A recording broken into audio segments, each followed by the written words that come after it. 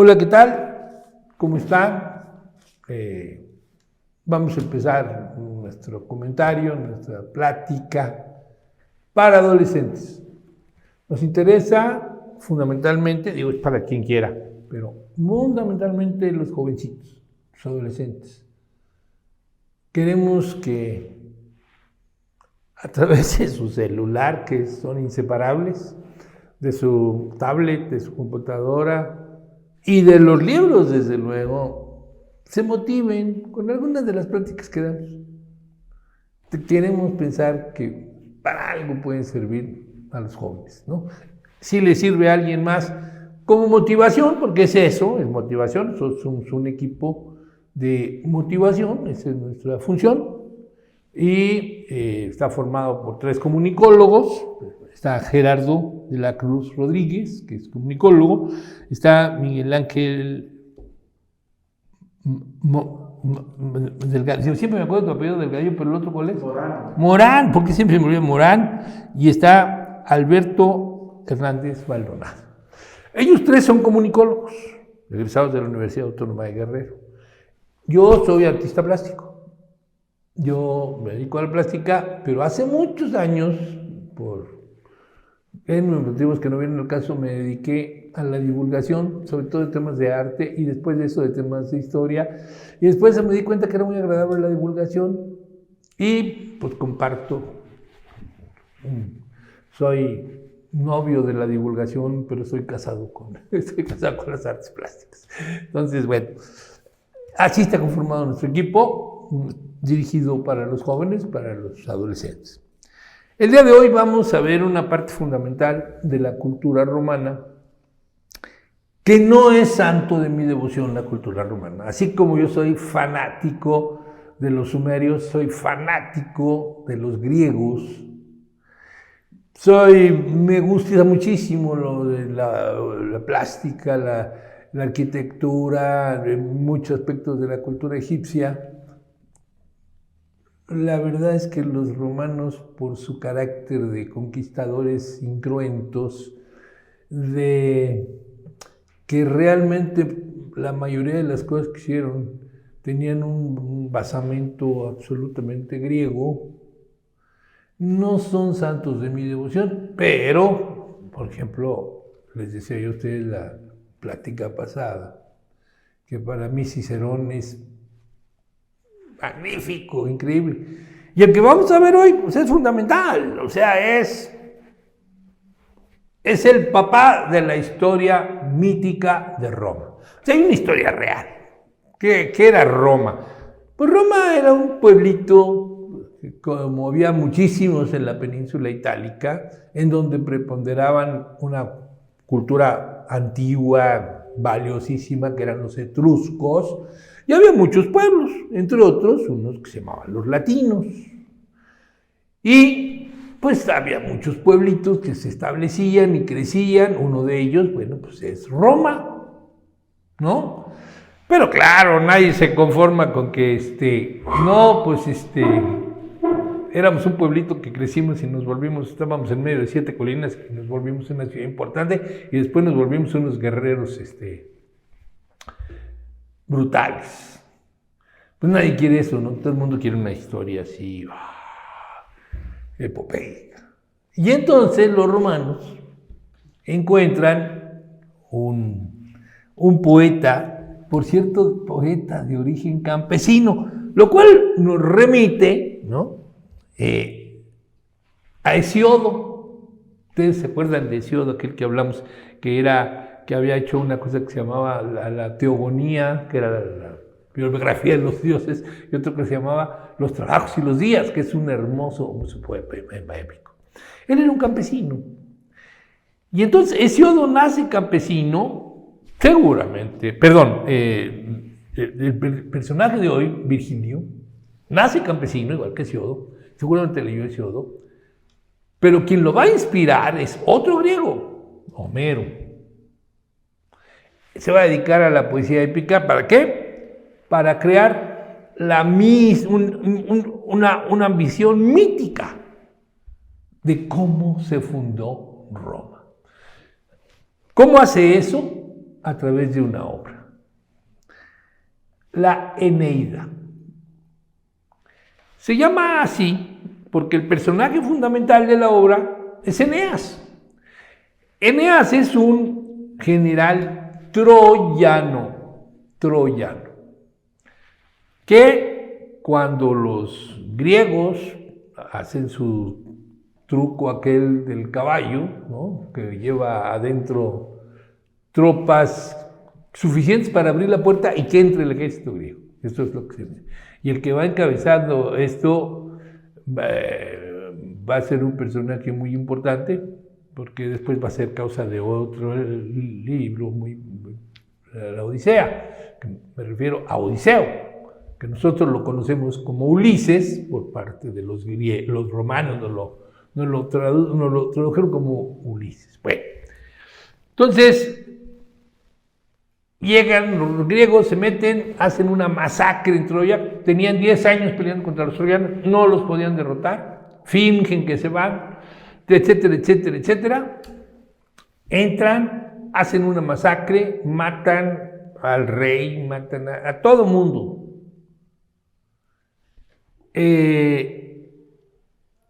Y hay un general que logra sacar a su esposa, a su hijo y a su padre, que a su padre estaba semiparalítico. Y entonces huyen por una de tantas salidas secretas que había ahí en Troya, y cargando a su padre, no puede apoyar suficiente a su señora y la matan en la salida. Entonces va con su hijo y con su padre.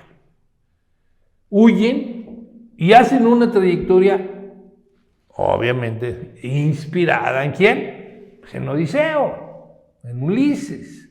Entonces, una trayectoria por todo el Mediterráneo con una serie de aventuras. Ustedes se acuerdan de las aventuras de Ulises, ¿no? Tarda 10 años en llegar a Ítaca, que en realidad pues, era una trayectoria de 3-4 días, ¿no? El terreno no es muy grande.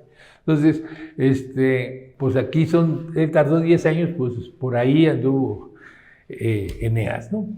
Es toda la historia desde que sale Eneas, su padre, su hijo, que es el que sobrevive, y van hasta que llegan a la península itálica y se relacionan ¿con quién? Con los latinos. Los latinos los reciben de muy buen grado, conocían la trayectoria de Eneas porque era muy famoso en todo el Mediterráneo. Bueno, pues el general que se les escapó y que además se les enfrentó, incluso se le enfrentó en una ocasión a Aquiles, y al enfrentarse a Aquiles, pues era claro que había una ventaja.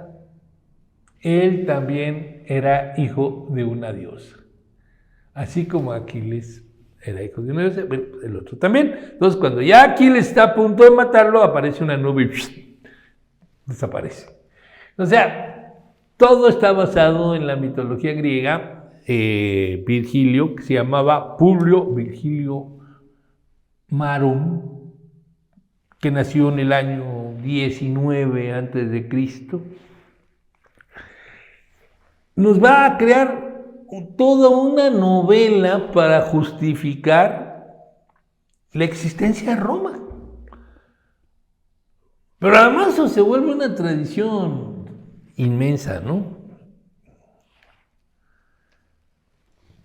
Hay que tomar en cuenta que esa necesidad de tener una tradición mitológica, que se supone que es histórica, pero en realidad son mitos, se prolongó hasta la Europa del siglo XIX. Había reyes europeos que se decían descendientes de Hércules. Pues obviamente Hércules, también otros semidioses, ya dijo de una diosa y un humano. También es un mito. Aquiles pues es un mito. Héctor es un mito. Obviamente Eneas es un mito. El papá de Eneas pues, es un mito. Además se supone que era súper galán, pues tanto así que una diosa se enamora de él, ¿no? Son mitos, bueno, pero son mitos que incluso casas reinantes de a de veras se autonombraban descendientes de esos personajes míticos. Y entonces, bueno, pues los romanos se decían descendientes de los troyanos, porque pues no podían ser descendientes de los griegos, ¿verdad? Entonces se dicen descendientes de los troyanos y hacen toda esta le comisionan a este hombre que ha estudiado. Tiene una suerte muy especial. Además, el Virgilio tiene una gran habilidad poética. Es un gran literato, Pero además de ser un gran literato, es un hombre muy tranquilo, muy ecuánime. Y entonces se encuentra a un millonario romano que se llamaba Mecenas.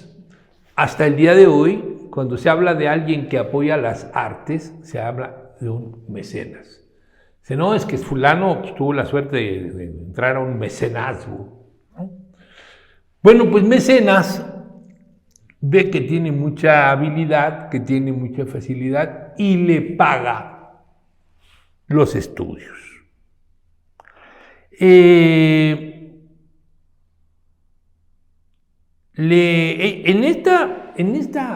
En esta etapa había, como digamos, ya lo hemos dicho hasta el cansancio, los romanos, todo lo que hacían los griegos lo copiaban. Bueno, los griegos solían contratar maestros para sus hijos, los griegos importantes, para que estudiaran retórica, ¿sí?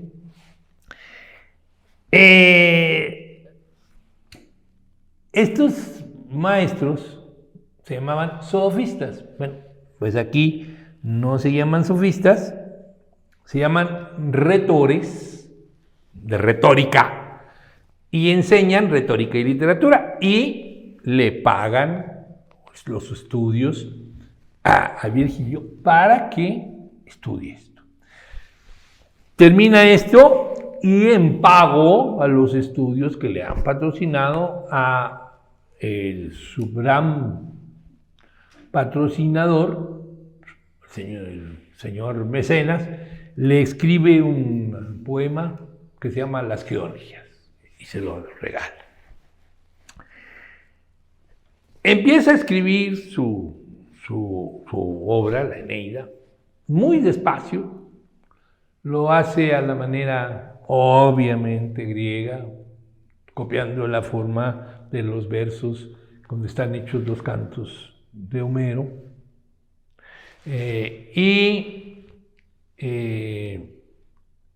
tarda años haciéndola, la revisa, la re-revisa. Además, bueno, es un encargo real. El emperador romano le encarga, oye, mi familia viene de los fundadores de Roma y quiero que me hagas un texto que justifique que nuestra familia pues, es de abolengo. Yo lo empieza a escribir muy lentamente. Lo corrige, lo recorrige, lo lee, lo vuelve a leer, hasta que desgraciadamente muere. Cuando él ya se siente muy grave, pide que la Eneida sea incinerada, porque no la ha terminado. Agraciadamente el emperador no lo permite, no queman la Eneida, y la Eneida se vuelve la historia oficial, entrecomillado, de lo que se supone que es la fundación de Roma. Nosotros sabemos que no es cierto, pero no importa. Muy bien. Hasta aquí todo bien con la Eneida. Es muy interesante. Son 9 libros. Yo les aconsejo que le echen una ojeada. Hay resúmenes. Yo les digo, yo en lo personal, no, el imperio, a mí los imperios no me caen bien, pues, ninguno. Se llame Estados Unidos de Norteamérica o se llame Roma o se llame como se llame, no me caen bien, pues, ¿no? No se proclive a halagar a los imperios, ¿no? Entonces, pero fue el imperio más grande de la antigüedad, duró siglos y siglos. Nos legó el Código Romano, un gran código, también desarrollado en gran medida por el apoyo de los juristas griegos. Nos desarrolló una ingeniería extraordinaria, propia de ellos. Desarrollaron lo que va a ser la base de la construcción moderna, con la pozzolana. Van a construir, aprender a hacer mortero, cosa que no existía. Hay muchas cosas que nos van a alegar. Grandes literatos, grandes juristas, grandes políticos, grandes generales. Roma es muy importante. Es un paso de la divulgación, de la gran divulgación de la cultura occidental. No lo podemos negar. Nos vemos la próxima para terminar de platicar sobre esto. Y échenle una leidita. Les va a gustar. Son aventuras y aventuras y aventuras y aventuras. Fantásticas, pero aventuras. Gracias.